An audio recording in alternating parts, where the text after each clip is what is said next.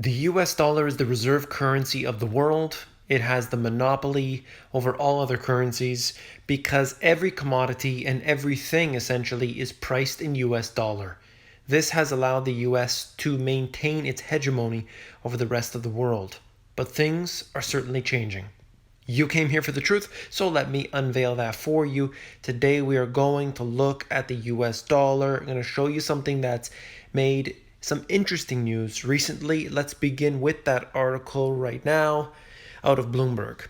A new plan by Germany, France, Britain, China, and Russia to create a special financial infrastructure to work with Iran could be a credible challenge to the US dollar's long global dominance. So we are talking about the European Union's top foreign policy official. So that's really what the articles I'm going to show you today are about, all essentially covering the same information.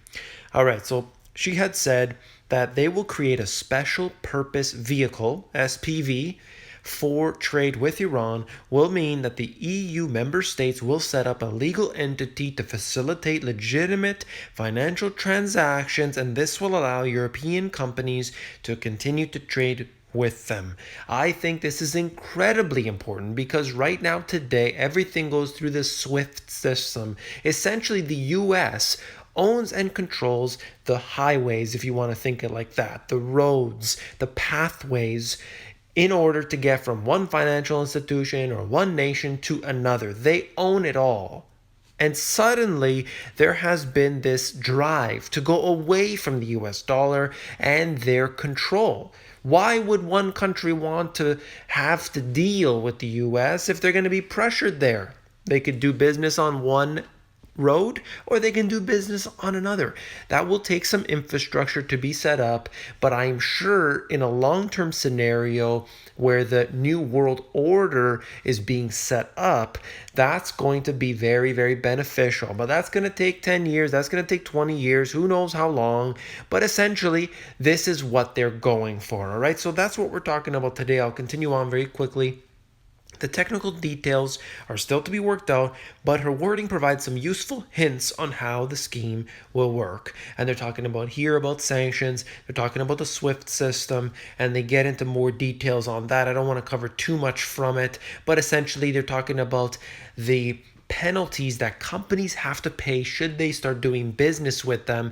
So a lot of the companies have left the country and saying, well, sorry, because of the sanctions, we don't want to be able to, do business with you anymore. It's going to hurt us more than it's going to benefit us. So this way, the US will not know any of the transactions that are taking place. They literally will be unable to determine that because it's going through this special purpose vehicle, and this could be used with other countries as well. The US is going to be obviously very upset about it. Now, the only thing that they can do is actually sanction the nations that are involved. They wouldn't know the transactions, they wouldn't know who's doing business with who, but essentially saying, if you're going to use this special purpose vehicle, we're just going to sanction your country. I think that's a little bit of overstepping the boundaries on the US's part if they go to that route, but we'll see because anything is possible these days, and you know what I'm talking about. So there's more details in this article. If you're going to read one article, read this Bloomberg article. That's definitely the best one. And then quickly, I'll just get into these other two here. You can see the two individuals that are involved. But right here, the European Union said that its members would set up a payment system to allow oil companies and businesses to continue trading with Iran in a bid to evade the sanctions after the US withdrew from the nuclear agreement. They said that they had basically gone on and tried to go ahead with this deal, make sure everything stays the way it is, and we have China and Russia backing that ultimately, and that's the most important part. The European Union wants to do business. China and Russia obviously are very, very good partners with them as well. So this has to really take a big leap. So we'll see if they go ahead and do that. They're building that right now, it looks like. So this is basically talking about the sanctions, talking about more of that. This is from the Wall Street Journal if you want to read about it, but covering what I've already talked about. I'm not going to waste any more of your time. I think I'll end the video there and just briefly discuss what this means. Now, if we're going to go away from the US dollar, it's not going to happen overnight. That's obvious. It's not going to happen tomorrow, not the day after, not going to be 2 years from now or 5 years from now.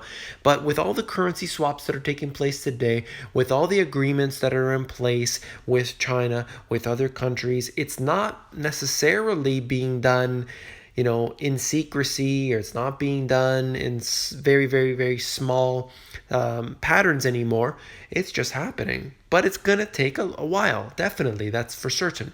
So we see China setting up currency swap agreements with Canada and, every country that you would really not suspect. But why are they doing this? Because they also want to have a hedge against their bets. What if something happens to the US dollar?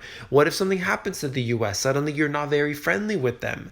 Well, then you have another means of doing business. It's just smart business. Would you go and only do business with one bank? I mean, that's silly. You want to have multiple banks. You want to be able to do business in multiple levels. If you can have a bank overseas, that would be great as well. Ultimately, you want that security, that safety, that extra layer of protection. And that's what they're doing. That's all. The US is still dominant. I'm sure we come back in 2 years from now, the US is still going to be dominant. But in a very longer term, we're talking about the new world order that's being set up. China's obviously trying to front run that. We'll see what happens. The European Union recently, the Euro Commission president, I did a video about it, came out and said, we need to go away from the US dollar. Why are we going to be screwed over because of all the decisions that they decide to make on a whim? We will do something on our own. Now, they've talked about this before. They've been saying it for many years, but we can start to see that this is happening. The ball is rolling, and we'll see how it all takes place.